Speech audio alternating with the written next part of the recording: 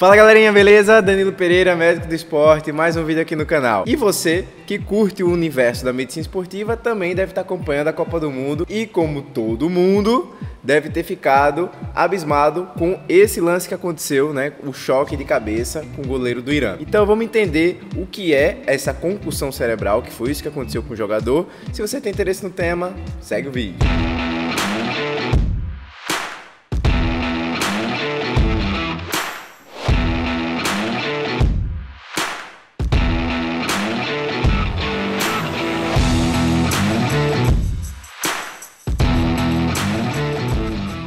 Bom, primeiro passo é o seguinte, se você está chegando no canal aqui nesse vídeo agora, toda terça e sexta-feira ao meio-dia eu coloco um vídeo novo sobre o mundo, sobre o universo da medicina esportiva. E aí, aproveita e já deixa o seu like, deixa seu comentário, né, ao final do vídeo para temas, sugestões que vocês gostariam que eu abordasse aqui. Não esquece de fazer a inscrição e ativa o sininho para não perder nenhum vídeo. Mas vamos nessa, sem mais delongas, que a ideia aqui é destrinchar para vocês o que é uma concussão cerebral. Então, eu estou com um arquivo aqui aberto que a própria FIFA divulga para os times, que é o SCAT-5.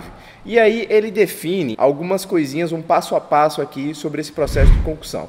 Primeiro de tudo, vamos definir. Concussão é um impacto na cabeça, né, um trauma, que pode ser um golpe direto ou uma transmissão indireta dessa força. E esse trauma, ele tem que ter uma energia suficiente para causar uma lesão cerebral, tá certo? Consequentemente, né, ter uma gravidade e ser inclusive fatal, colocar a vida do atleta, do jogador em risco. No arquivo, a FIFA ela coloca alguns detalhes, né, em destaque.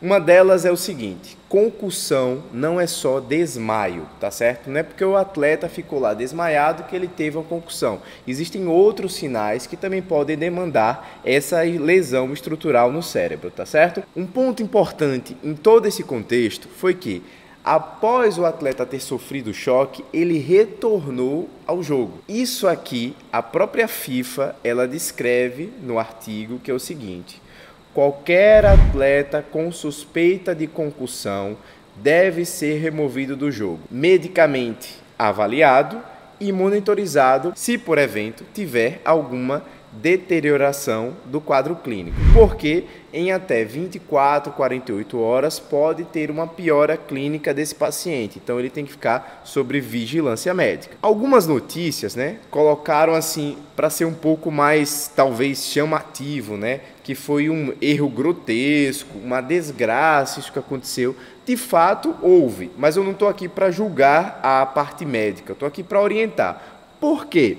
A gente está falando de uma Copa do Mundo, né? A elite do futebol. Você tem câmeras, você tem uma equipe médica, mas para aquele cara que é jogador de final de semana, que porventura tenha tido um trauma na cabeça, né? Ficou meio tonto, meio zonzo, o que é que essa pessoa tem que saber se houver um evento potencial de concussão cerebral? Então vamos lá.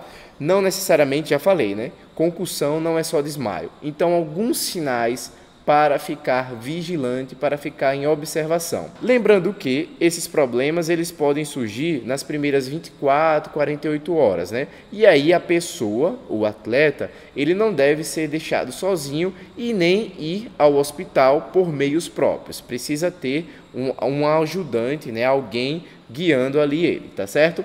Então, se o paciente, ele após o evento, ele teve uma queixa de dor de cabeça e essa dor de cabeça vem tendo um aumento de intensidade, vem ficando mais grave, isso é um sinal de alerta para uma possível concussão cerebral. Se o paciente ele desenvolve uma sonolência, uma incapacidade de ser despertado, uma incapacidade de reconhecer as pessoas ou lugares, vômitos repetidos, um comportamento incomum, uma confusão, ou ele está um pouco mais irritado do que o padrão, convulsões, né?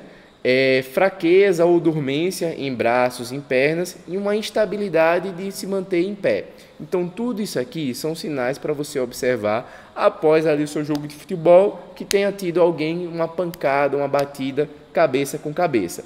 Obviamente, se algum desses sintomas aparece de início, mesmo que não tenha um médico, liga para uma assistência, tá certo? Liga para o SAMU da sua cidade ou consegue ter o deslocamento ali para um hospital para que essa pessoa tenha uma avaliação médica. Mas Danilo, voltando aqui para a parte da Copa do Mundo, por que que o atleta tem que sair do jogo se ele aparentemente tem condições de jogo? Essa concussão, esse trauma, ele tem uma capacidade de imediato de alterar uma permeabilidade da parte do neurônio.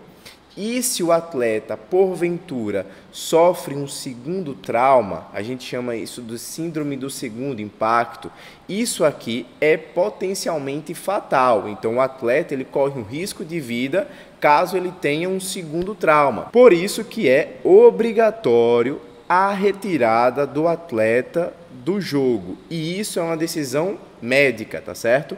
Não é porque o atleta quer jogar que ele vai jogar. Importante da gente pontuar aqui, né, as regras do futebol, que quando um atleta ele é substituído por um evento de concussão, essa substituição ela não entra na conta das 5 substituições, tá? Porque isso aqui foi uma coisa obrigatória, uma questão de saúde e não entra, né, nesse contexto geral. Bom, pessoal, se você chegou até aqui agora o vídeo, tá curtindo, tá gostando do canal, novamente, não esquece de deixar seu like, deixa um comentário, deixa dúvidas, questionamentos, tá certo?